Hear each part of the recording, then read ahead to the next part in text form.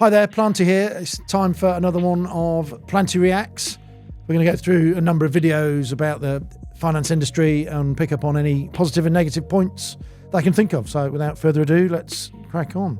Human beings would be better off if they did swing trading. In swing trading, there are only a few moments where the stress levels go up and you really have to work, whereas day trading, if you're producing 3 to 4 trades a day, is the level of intensity and stuff like that that's going on is pretty remarkable. And to keep that mental edge, it's not... I mean, this is straight away. I mean, this market legend, a guy that I've read his books back in the 90s, really, and he's spot on. It's something I've talked about a lot. The stress of scalping and doing short-term trading. Yes, you can find a winning strategy, but you are living and kicking every ball. And as he's about to suggest, swing trading is a little bit more step back. And so far, can't disagree with anything here. It's good, really good advice. Not easy. And I see a lot of people who start in day trading, they end up in swing trading. It's because they can have 3 or 4 days, 2 weeks worth of time to not get cranked up. Understand, our ancestors spent 90% of their time in what we call rest digest. Everybody's just chilled out, everybody's real cool, hanging around the campsite. Only 10% of the time was their stress. In today's world, where we are now, about 90% of the time we're stressed, and 10% of the time we rest. And when you're trading, it's exponentially higher. Absolutely spot on there. That's burnout time. That is when you see people go from hero to zero. You are taking too many risks with your body, with your mind, and with your money, because you're in the market all the time. Once you can get to that stage, and you'll see some videos coming up in the next few weeks about fundamentals, etc. I'll be chatting about this, why fundamentals and technicals help you have a little bit more of a considered trading period, which is good for your health and your wealth. So look out for those. Not tell anybody that you're trading. Not your friends, not your family, probably your girlfriend if she's serious, but nobody else. Because nobody is going to understand what this is about. They're going to say, oh, your little gambling thing, so what, you bet when it goes up and down, left or right? No, obviously that's not how you trade. But don't tell anybody, man. Just grind in silence, lock into this thing for the next 6 months. And when you have consistent payouts, be like, hey mom, I told you so. But keep your mouth shut and grind in silence. I mean, generally that's good advice for your trading anyway. When you start talking, very few people in the real world, unless they're being sponsored or asked to do an interview, will not be telling you about what they're doing, because it's likely you're going to give your edge to someone else. And equally here, for the psychology point of view, you don't want people griping at you, picking on you, telling you that you're wasting your time. Just get on with it, produce the results. If it takes 3 or 4 years to get there and the 5th year's breakout, you've made it. This is the whole point. You're learning all the time. Don't give someone an excuse to be that little gremlin on your shoulder. You don't need the distraction.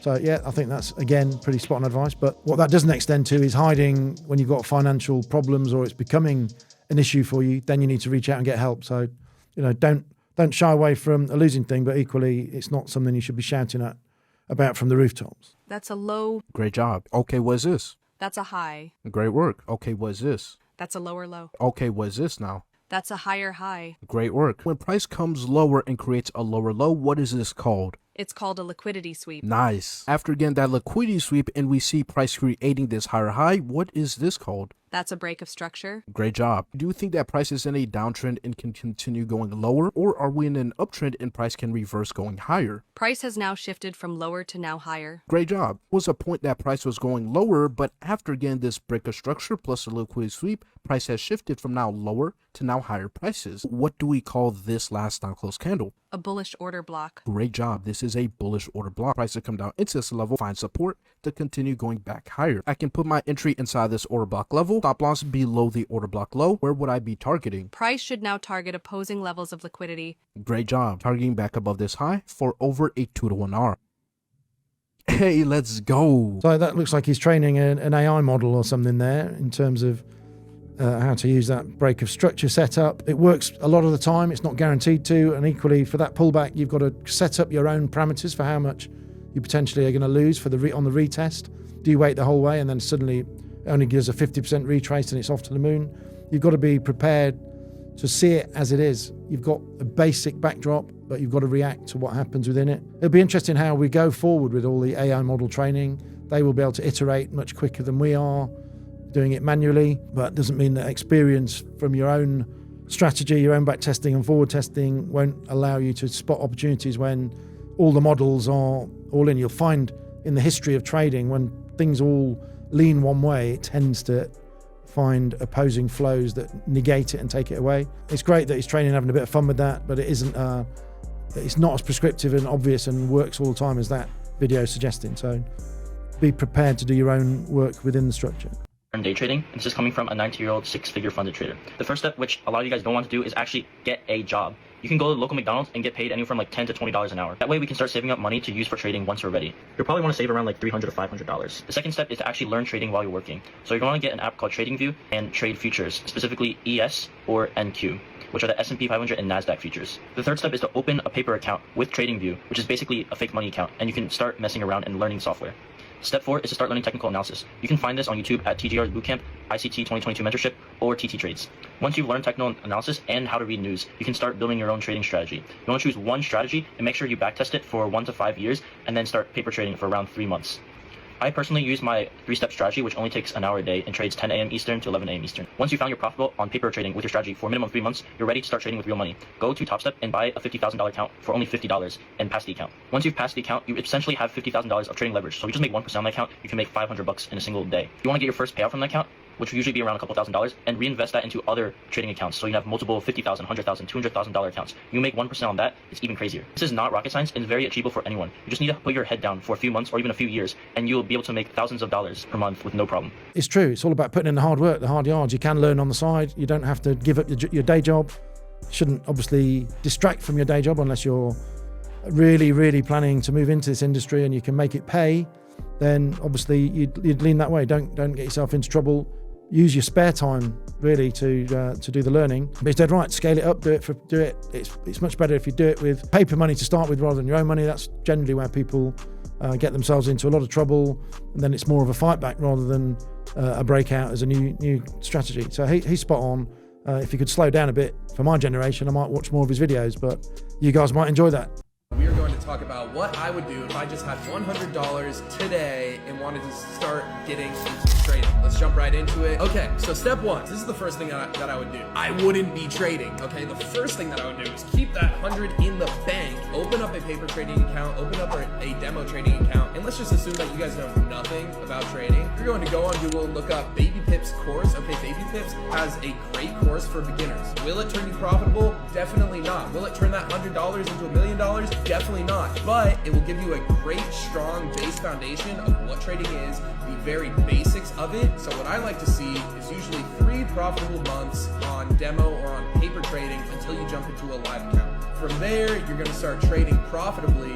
Once you can get 3 green months on that demo account, perfect. You're ready for a live account. Jump right into that shit. But not with all the money that you put in the bank. You're saving that for later, because guess what? You were trading with fake money with 0 emotions involved. And in the boot camp, I talk about emotions a lot, and you guys probably won't understand that just yet getting into trading. But guess what? You will. Once you start putting live money on the line, you're going to start losing a lot of bread. You're going to start getting real emotional with your bread. So let's not do that. Moving forward, step 4, put that $100 that you had before, this is where the 100 comes into play, into a live account and just start risking $1 per trade. With still pretty much like demo money, because $100 to you at this point, you got a job, you're paying off your stuff, you're chilling. $100 shouldn't be too much to you at this point. Toss $100 into a live account, rinse and repeat, the same thing that you did from the demo account, just prove to yourself that you can be profitable over the course of 3 months. That's 6 months of trading just to prove to yourself that you're profitable. Odds that it takes longer? Definitely. That's a little bit more zen-like, isn't it? He's nice and calm. I was bought in halfway through. He said another way of looking at the previous video. Totally spot on. Do the demo, do the practice, keep the daily bread as he suggests in the bank. Let's not lose it. Your emotions will change massively once it is for real money. We all know that. I still have issues controlling that at times. Getting things wrong, revenge trading. I've had a trade last week, putting it on in multiple places. And on one of them, I was a little bit lazy. Remember the old carpenter, measure twice, cut once? I should have been measuring, making sure I put stuff in the right place. On the one account that it really mattered, I'd not put the stop loss 5 ticks lower at an actual new low. That got literally wicked at where I'd put it in, and watched every other account that wasn't real money at that stage zoom through the roof.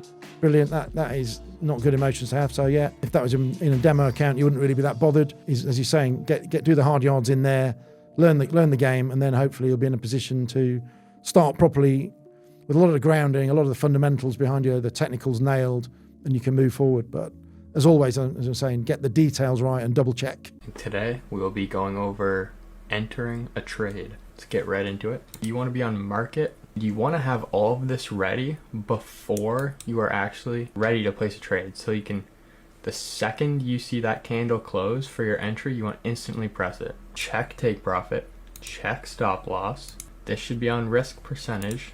This, my max risk. And while you're waiting, look around. Where's my take profit going to be? You can mess around with your stop loss, bring it closer if you want to. Never move it further because we already have it at our max risk. Each tick is 50 cents. Every time you add units, it doubles that shit. Only use 1 unit. There's no need to fuck around. Use 2 units. You're just focused on money. Relax. You have limits too, and what limit is, if I put a sell limit right here, that would mean if market comes up and taps this, it would instantly enter me into a sell position. You could have a buy limit. If I put the buy limit up here and market comes up and touches this line, it would instantly put me into a buy position. So yeah, all good advice. It's very much own your staking amounts. He didn't really touch on it so much. He talked about money there. Actually try and focus on the strategy and the percentages and the points. You shouldn't really be focused on the money. The money should be sorted out with how you define your units.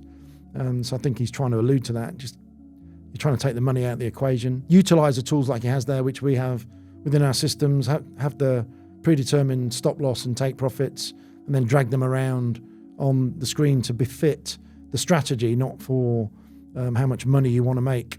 There are times when you may want to move that stop loss relative to strategy changes, but in general, as he suggests, you should have set it up in the first place. But you can leave it. That helps with the psychology. We're trying to get to a stage where we're agnostic about wins and losses. Moving stop losses is a more advanced measure that you want to get used to. Holding your positions really and working out your long-term run rates and achieving consistency.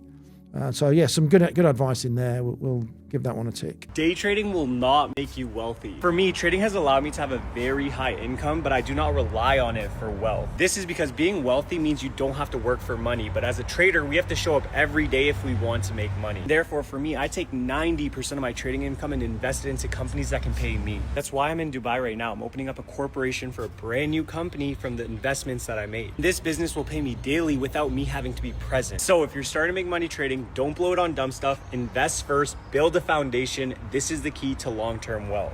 Can't disagree with that. Even within your trading, you're trying to get to a compounding effect. When you're generally making consistent money and it grows and you build, then you can buy more accounts and compound again, etc. And then eventually you've got the money that you don't want to keep in the trading account. You don't want it on risk. You want to put it into something else. You want to grow yourself and you want to grow your own economic situation. Then yeah, it's good advice. It'd be interesting to know what he's putting it into really. But diversifying the real money and protecting it, that is the end game here. You don't necessarily have to move to Dubai to do that. You can do that anywhere. What you don't want to be doing is having to trade to make money and have to make it. Whenever you're forced into to living, this is the issue why over time people have needed to have lots of money to trade, and it's why you're now here trading in dummy accounts. That is the future. Protect your capital and try and have enough money to live on in the first place.